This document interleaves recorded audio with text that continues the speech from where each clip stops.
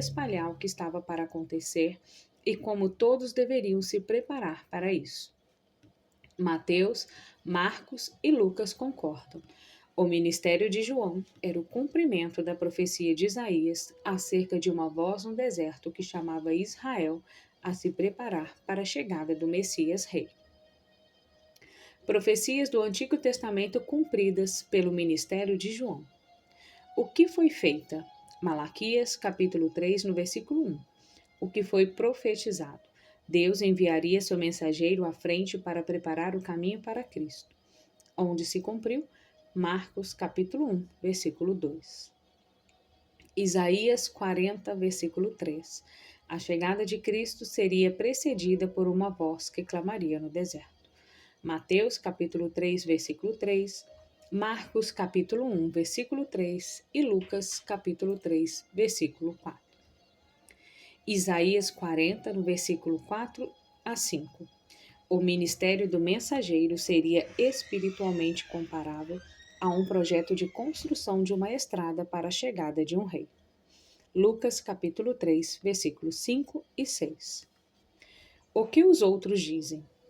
William Barclay. Quando um rei se propunha percorrer uma parte de seus domínios no Oriente, ele enviava um mensageiro à sua frente para pedir ao povo que preparasse as estradas.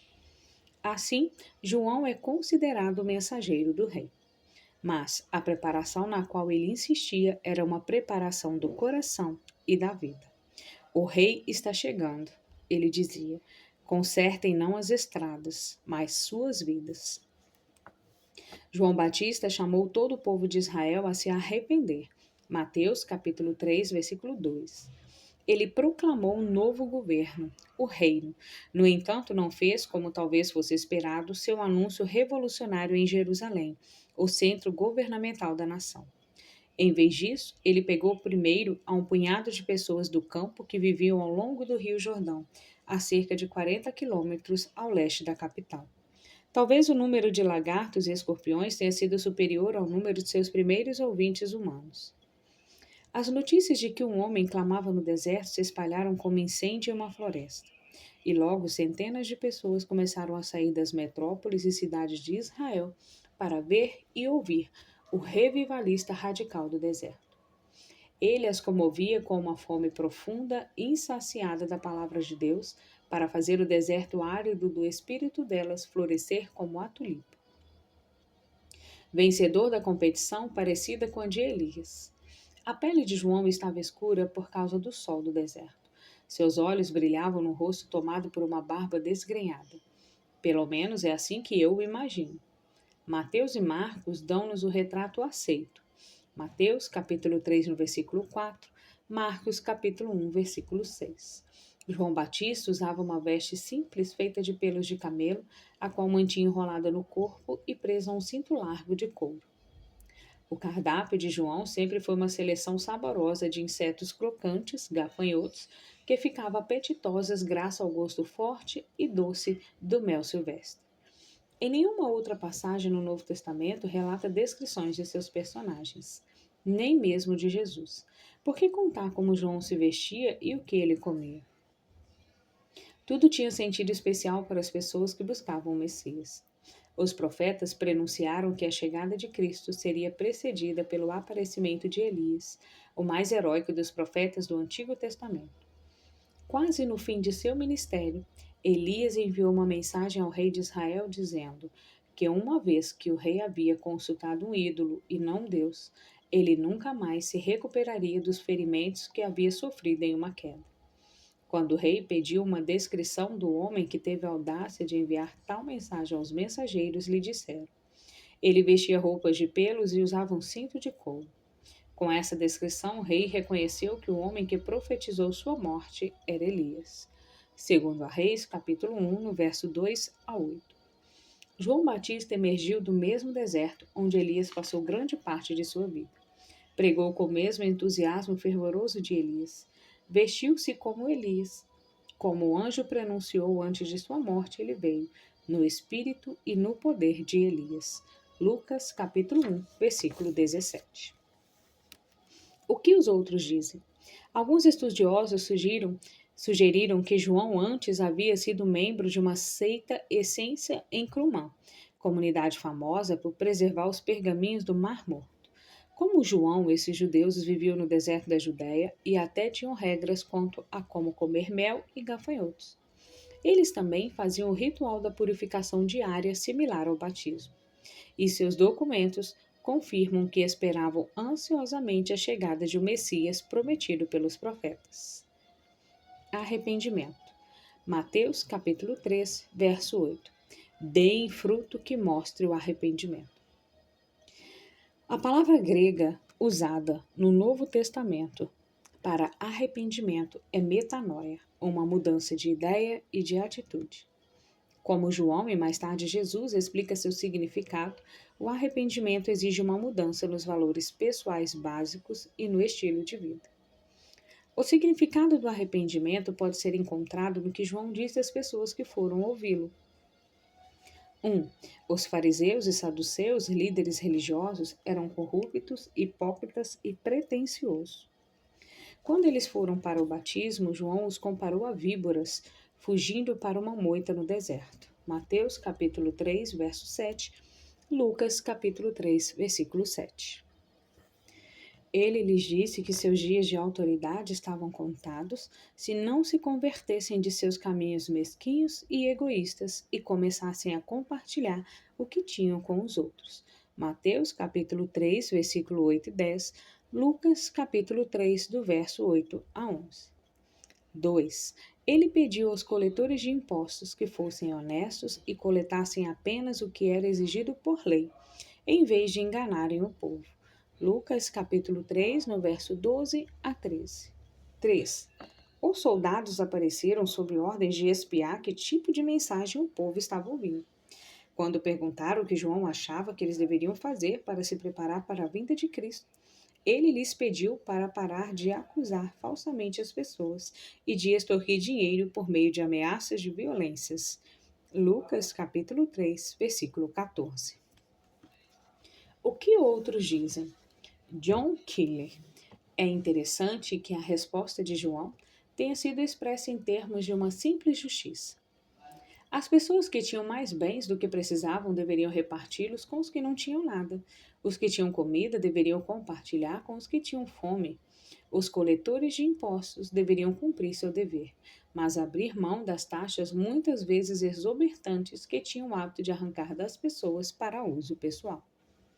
Os soldados deveriam viver de forma simples e honesta, sem usar sua posição para roubar ou acusar falsamente as pessoas de crime e confiscar os bens delas.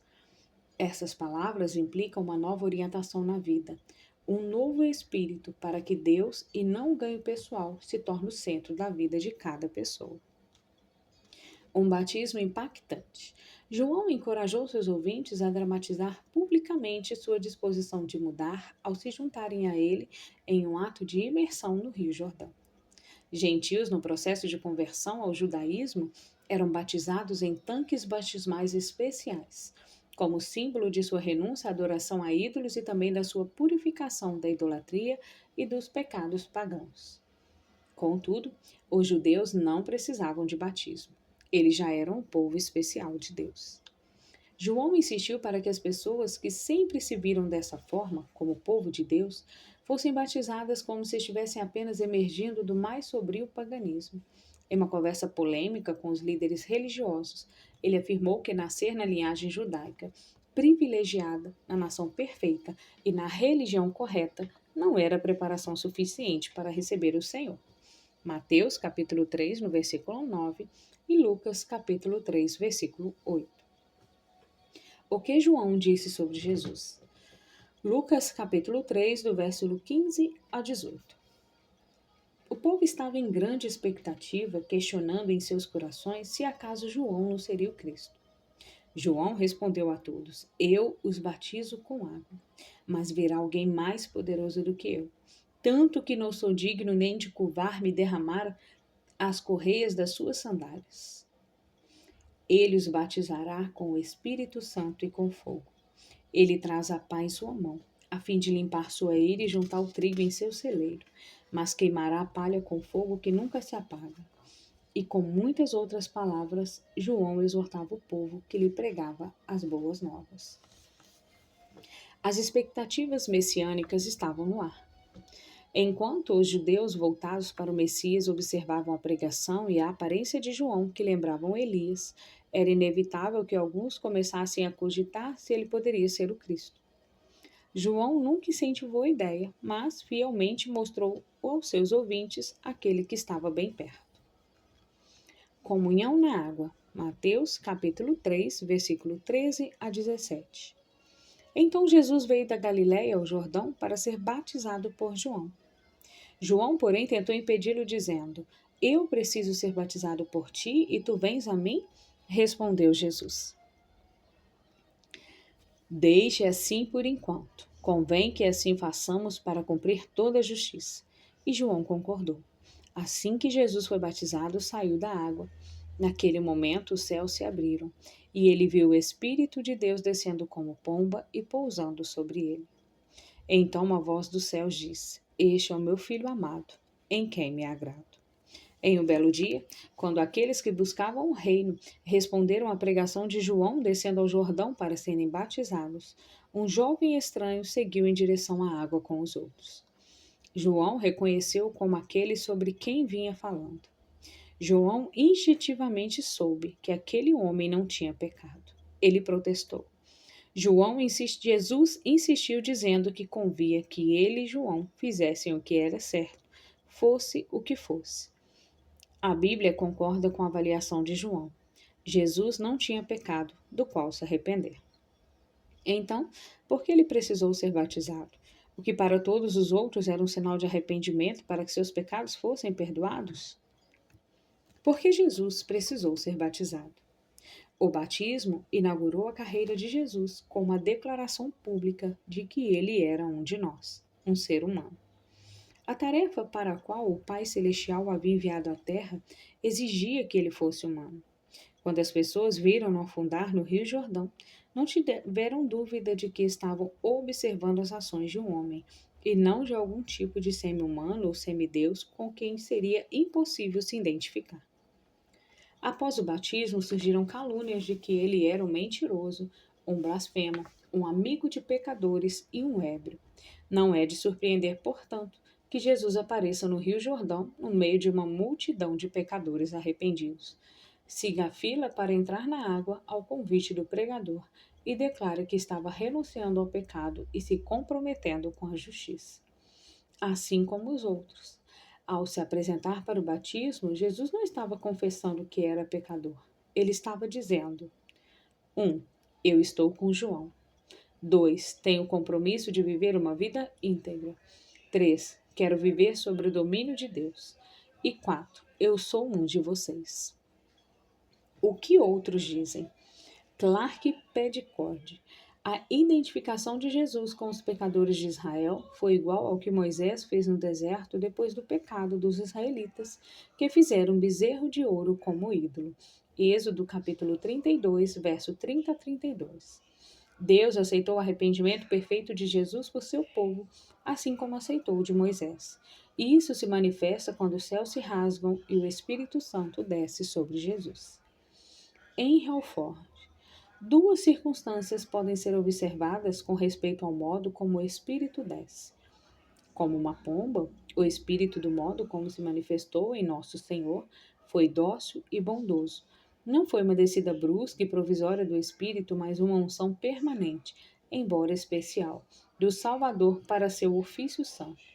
E desse momento em diante, seu ministério e obra mediadora, no sentido oficial efetivo, começa. Resumo do capítulo. O Evangelho, as Boas Novas, concentra-se em Jesus de Nazaré. Ao documentarem com cuidado o momento da história de Jesus, os escritores do Novo Testamento deixam claro que Jesus é uma pessoa real, que viveu uma vida real em um momento específico da história, o que documentam com cuidado. Lucas capítulo 3, no verso 1 a 2. A importância de Jesus de Nazaré é ressaltada pela incumbência de João Batista de exortar os judeus a se apartarem de seus pecados para se prepararem para receber o Messias. Mateus capítulo 3, no versículo 1 a 6. A preparação para receber Cristo é comparada à construção de uma estrada para um rei. O maquinário usado para revolver a terra é uma transação espiritual chamada arrependimento, a disposição de mudar nas estruturas básicas da vida pessoal. Mateus capítulo 3, do verso 7 a 10. João convidou seus ouvintes a se apresentarem para um tipo de batismo que simbolizava o reconhecimento com humildade de que, embora fossem judeus, eles precisavam aprender a viver no reino de Deus desde o começo. Lucas capítulo 3, do verso 7 a 14. João insistiu em afirmar que ele não era o Cristo, em garantir que viria uma pessoa depois dele, que seria maior do que ele em grandeza e poder, para trazer a verdadeira mudança à vida das pessoas. Esse Cristo batizaria os cristãos com o Espírito Santo e com fogo. Disciplina, sofrimento e julgamento do pecado na vida deles. Mateus capítulo 3, do verso 11 e 12 e Lucas capítulo 3, do verso 16 a 17.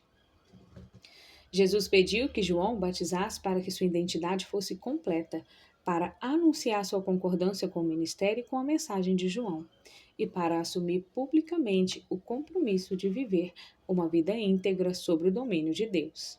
Mateus capítulo 3, do versículo 13 ao 17. No batismo de Jesus, viram o Espírito Santo descendo sobre ele na forma de uma pomba, ungindo-o com autoridade para o seu ministério. Uma voz celestial anunciou que Jesus era o Filho de Deus e que Deus se agradava dele. João, capítulo 1, dos versos 32 a 34. Questão para estudo. 1. O que fez as pessoas de Israel pensarem que o profeta especial seria da vinda de Cristo? Que tipo de profeta eles estavam procurando? Resposta. As profecias do Antigo Testamento pronunciavam a obra do precursor do Messias. Malaquias, capítulo 3, no verso 1, capítulo 4, do 5 ao 6 e Isaías 40, do 3 ao 5. Israel procurava alguém como Elias. Malaquias, capítulo 4, no verso 5 e 6 e 2 Reis 1, do versículo 2 a 8. 2. Que palavra descreve a essência da mensagem de João Batista? O que essa palavra significa e como está relacionada com sua vida? Resposta. A essência da mensagem de João Batista era o arrependimento. Lucas, capítulo 3, versículo 3. Arrependimento é a disposição de renunciar ao pecado e ter o estilo de vida e os valores transformados. 3. Que mudanças específicas João pediu aos seguintes grupos de pessoas: aos fariseus e aos saduceus, aos coletores de impostos, aos soldados? Resposta. Aos fariseus e saduceus deveriam dividir o que tinham com os outros. Mateus, capítulo 3, no verso 8 a 10. Os coletores de impostos deveriam parar de enganar o povo e recolher apenas o que era exigido por lei. Lucas, capítulo 3, do verso 12 e 13. E os soldados deveriam parar de acusar falsamente as pessoas e de extorquir dinheiro por ameaça de violência. Lucas capítulo 3, verso 14. 4. O que houve no batismo de João que foi tão surpreendente e humilhante? Resposta. João insistiu para que as pessoas que se consideravam povo especial de Deus se aproximassem de Deus como pagãos que precisavam aprender do zero a caminhar com o Senhor. 5. Liste as 3 maneiras pelas quais o batismo de Cristo é maior do que o de João. Resposta. O batismo de Cristo é maior que o de João por quê? 1. Cristo batiza com o Espírito Santo. 2. Cristo batiza com fogo. E 3. Cristo limpa o joio inútil da vida de uma pessoa. Lucas, capítulo 3, do verso 16 a 17. 6. Jesus recebeu 2 coisas para dar início à obra de sua vida. O Espírito veio sobre ele como uma pomba, e uma voz celestial lhe deu garantias de seu relacionamento com Deus e da aprovação divina. Como Deus confirmou você como seu filho em Cristo? Resposta. Muitas pessoas sentem-se aceitas como filhos de Cristo de várias maneiras, desde um sentimento profundo de paz a uma nova capacidade de evitar antigos pecados.